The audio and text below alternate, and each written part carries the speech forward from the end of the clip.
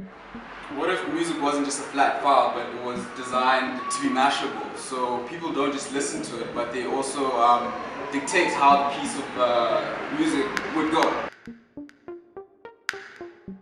Different people can play a song, like an instrument or a specific piece of music, a different way with different emotion.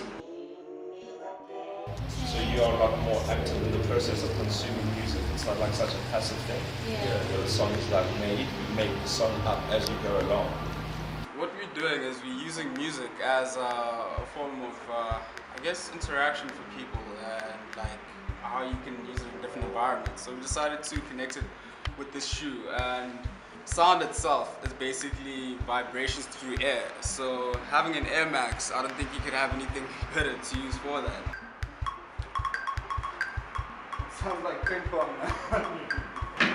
Actually banging your heel like that will be the tempo, and then you can change the feeling of the song by maybe tilting your foot. So you go from like a serious tone to something a little bit more light-hearted, and then change the tempo a bit. So the way that you're performing your own music, with the way that you're moving, and your statuses on Facebook, and the way you're tweeting, and the way that the actual locations in the world where you are, that all influences your music. You can share that with people. Imagine if you could distill everyone's feeling in the crowd into some sort of mood, like a mood parameter. And that mood was maybe just a number. And what could a DJ do with that number if the DJ knew what that number was? So you could see them reacting to what he's playing.